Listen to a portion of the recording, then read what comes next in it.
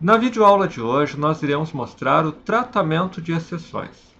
Nossos exemplos serão em JavaScript, mas eles se encontram de forma muito semelhante em Java, C# e N outras linguagens.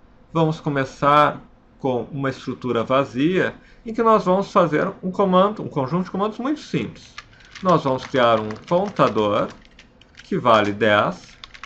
Depois, nós vamos somar esse contador com 1 e vamos exibir um alerta. O valor do contador é contador. Nós vamos executar este código e ele não exibiu nenhum alerta. Se vocês já viram o nosso vídeo sobre tratamento de bugs, a primeira coisa que nós fazemos é olhar para ver se não há nenhuma informação a respeito. No caso do JavaScript, no Chrome, clicando F12, nós enxergamos o console e de fato existe um aviso aqui de que contador não é definido. Ou seja, há um erro aqui em que nós temos que escrever contador. Houve um erro de sintaxe no JavaScript e no momento que este erro de sintaxe aconteceu, o nosso programa parou completamente.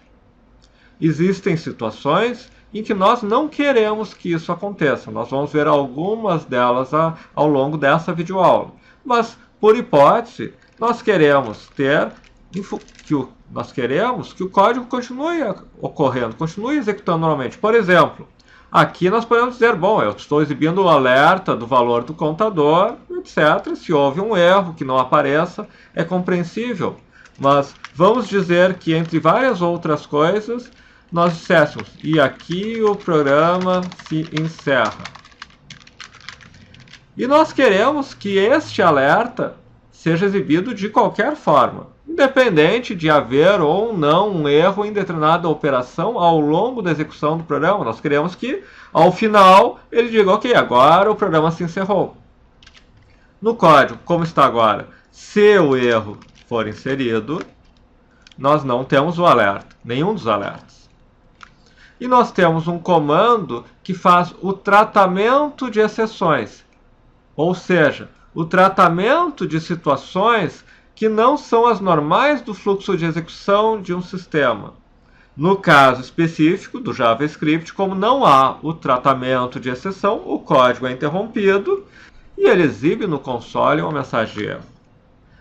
Como funciona um tratamento de exceção? Nós usamos os comandos try e catch. Try, em inglês, é tentar. Enquanto, normalmente, nós dizemos para o computador, em certo sentido, faça tal coisa, no try estamos dizendo, tente tal coisa. E se não conseguir, nós temos, acompanhando o try, o catch, que normalmente, nas linguagens, tem uma sintaxe desse tipo, em que há um parâmetro, que é o erro que o catch pega. Catch é pegar. Então, tente executar um conjunto de comandos e pegue um erro, caso um erro apareça. Por exemplo, nós podemos ter aqui alerte erro, por exemplo. O que acontece aqui? Nós viemos aqui e ele exibiu um alerta. Essa página diz erro de referência, contador is not defined. Eu estou exibindo um alerta e o programa não é interrompido. Ou seja, vem aqui a mensagem e aqui o programa se encerra. Imagine que você está num programa que tem uma parte crítica dele. Um sistema uma nave espacial, um sistema de suporte à vida. E caso alguém tenha escrito algum código errado e por algum motivo entrou em uma outra parte, tudo aquilo para de funcionar porque houve um erro naquela posição. Não. Nós queremos tratar o erro. Nós queremos que o nosso sistema faça o tratamento das situações de erro, dê a resposta adequada àquilo e o sistema continue funcionando. Se a exceção não é tratada, ou seja, nós não usamos try e catch, o sistema simplesmente interrompe dizendo erro. Mas esse não é o erro mais comum em que utilizamos tratamento de exceção. Porque, em geral, quando você tem um erro de sintaxe, você consegue corrigi-lo durante o desenvolvimento do sistema. O mais comum da situação de tratamento de exceções é lidar com exceções que acontecem com erros na origem, na codificação, mas sim com outras situações. Por exemplo, entradas de dados de usuário que gerem uma situação de erro. Nós vamos ver um exemplo disso agora. Na maioria das linguagens de programação, um exemplo típico da geração de uma exceção é a divisão por zero. Por exemplo, var entrada 1 é igual a prompt entrada 1. Var entrada 2 é igual a prompt entrada 2 e alert entrada 1 dividido por entrada 2. Isso não vai nos gerar esse tipo de problema em JavaScript. Vamos ver o que acontece. Em JavaScript, se eu dividir 10 por 2, ele gera 5. Mas se eu dividir 10 por 0, ele não gera uma exceção, ele não interrompe o programa. Porque JavaScript, diferente de várias outras linguagens chamadas fortemente tipadas, JavaScript busca atender qualquer situação que você coloque. Então, 10 dividido por 0, ele diz, ok, é um número infinito. Se eu escrever, inclusive,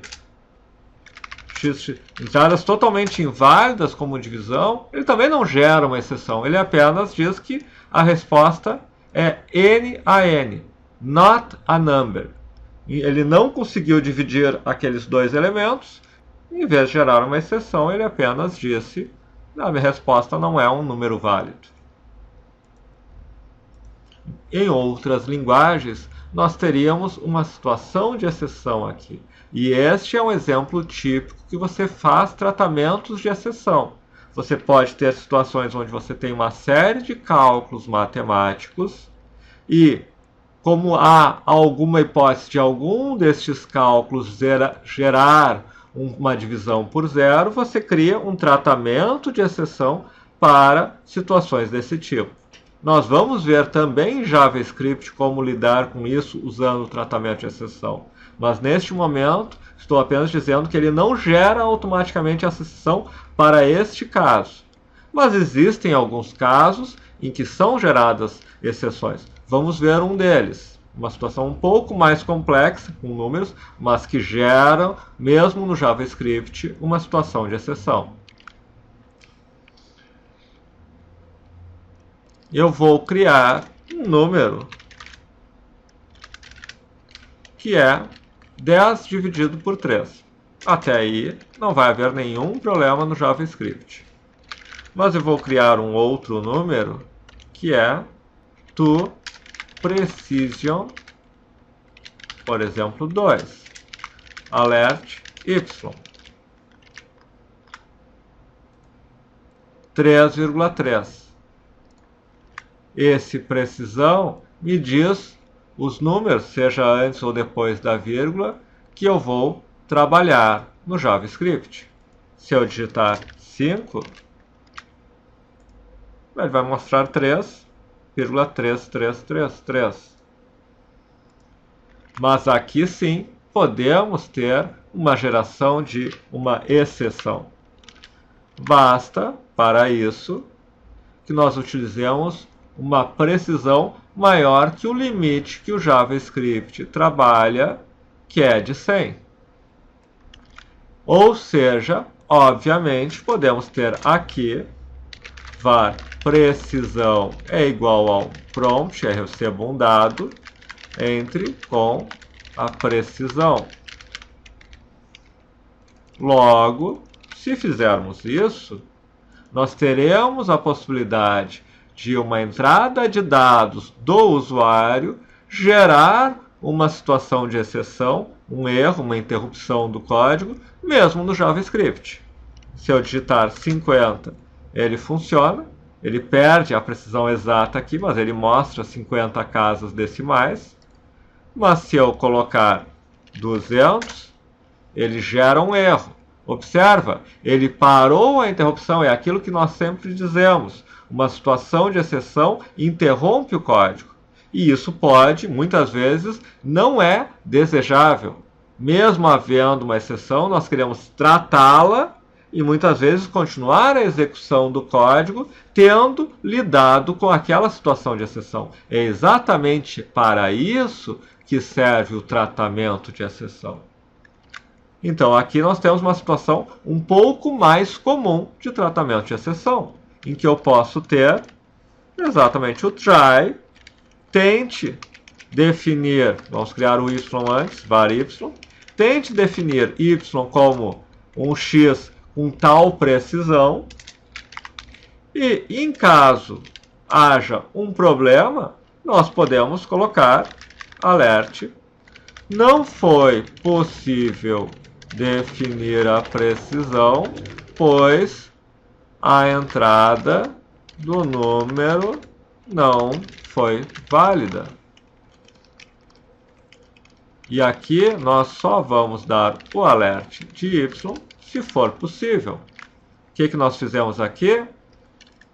Não mudou nada se não houver a exceção, mas se ela houver, nós definimos o tratamento da exceção, nós definimos o que vai acontecer e não o tratamento default padrão do JavaScript ou de qualquer linguagem que for.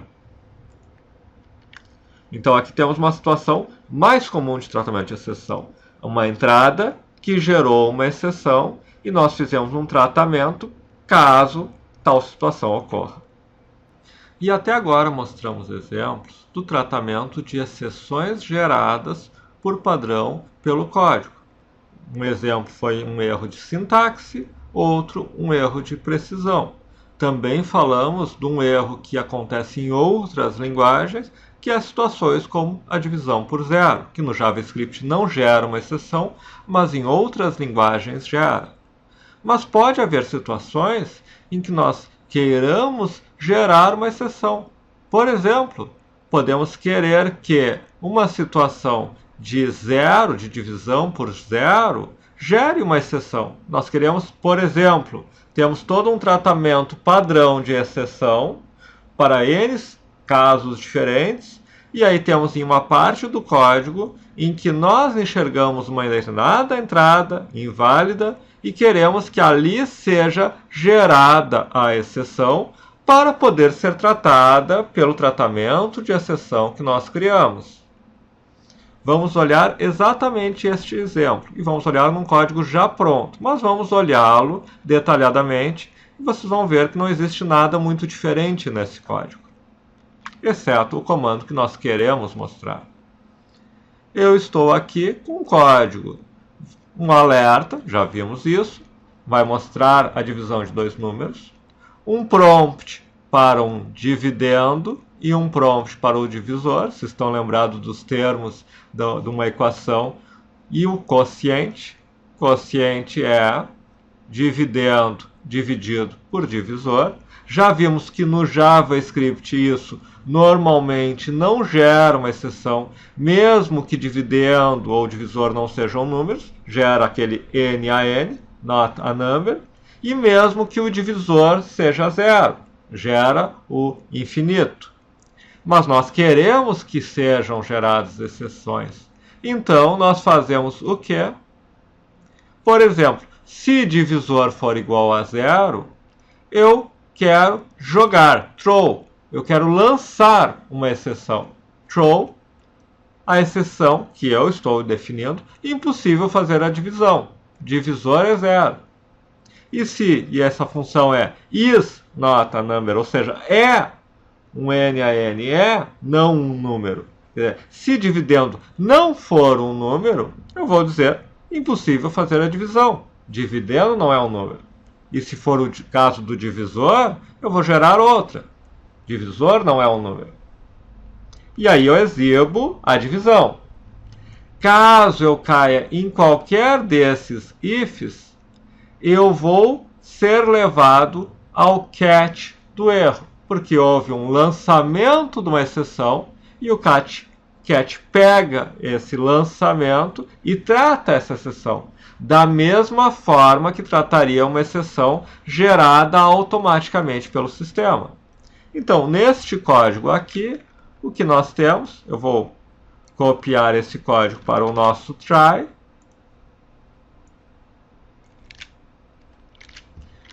Executá-lo. Vamos mostrar a divisão de dois números.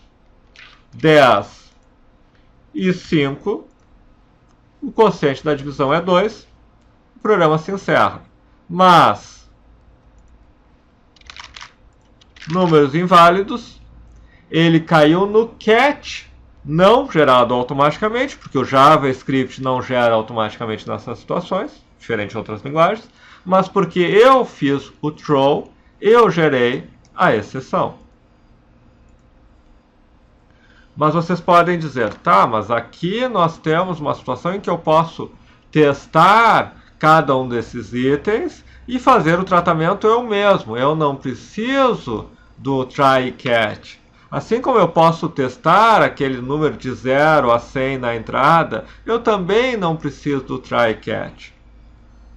É possível resolver todas essas situações que nós já colocamos sem usar o try e catch. São exemplos simples em que nós poderíamos fazer de outras maneiras. Mas, muitas vezes, tu tem uma solução mais fácil de manter, mais elegante, mais robusta, fazendo o uso da exceção. Só que até agora, nós fizemos alguns exemplos de try e catch. Mas existem alguns em que o try e catch não são tão facilmente substituíveis por outras alternativas. Eles são, inclusive, essenciais quando nós geramos uma exceção em função de certas situações que não estão no nosso controle, que nós talvez não tenhamos como testar de outra forma. Por exemplo, quando o nosso sistema está interagindo com algum recurso externo e este recurso externo pode, de alguma maneira, nos gerar uma exceção. Por exemplo, vamos ler um dado de uma base de dados. Esse dado vem da base de dados, mas em determinado momento a base de dados está fora. E o nosso sistema, a nossa função que gera o acesso ao banco de dados, retorna um erro. Outro exemplo, estamos lendo uma informação da internet. Essa informação não veio, ou veio distorcida, e o nosso tratamento dessa informação também gera um erro. Nós vamos usar como no JavaScript nós não temos um banco de dados, normalmente não temos o acesso ao banco de dados, nós podemos ter a situação de acesso à internet, ou uma situação mais simples de mostrarmos aqui, sem a exigência de um código tão complexo, que é fazer a decodificação de um dado que, por hipótese, tenha vindo da internet. Aqui é o nosso exemplo final, que é o uso de, e isso é muito comum quando buscamos dados da internet, receber neste formato, que é o JSON. JSON é simplesmente uma string, é um texto, é um conjunto de caracteres que vem de algum lugar. No caso, pode ter vindo da internet. Aqui estamos colocando, obviamente, um exemplo para simplificar, em que ele está hard-coded, está escrito aqui no código, mas ele poderia ser obtido de um outro lugar. E nós temos um processamento, um comando do JavaScript que processa esses dados. Vamos olhar o que acontece. De novo, fazendo a mesma lógica de colocar esse código no try.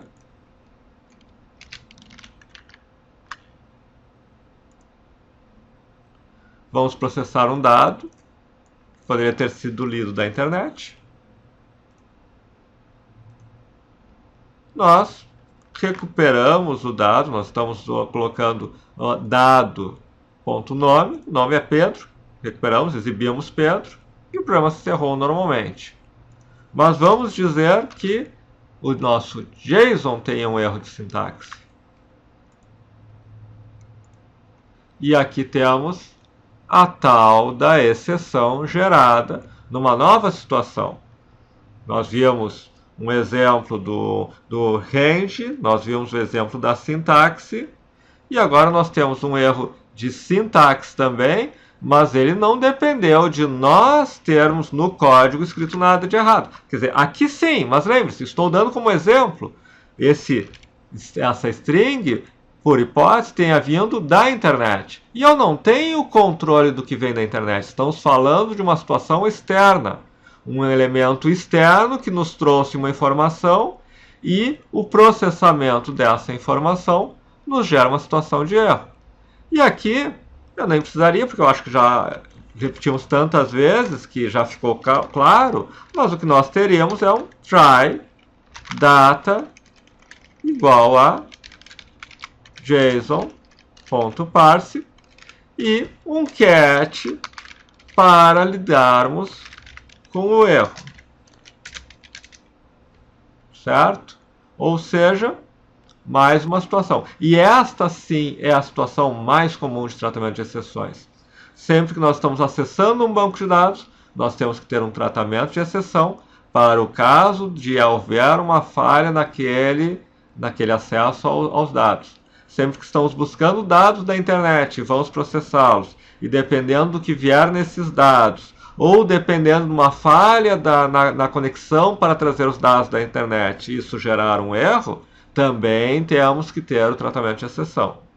Então busquei aqui mostrar diferentes exemplos, desde o mais simples até as situações mais próximas do real, de uma situação real de programação, e como o try, catch e ainda usando o throw para gerar a exceção, são recursos que nós temos no desenvolvimento do código.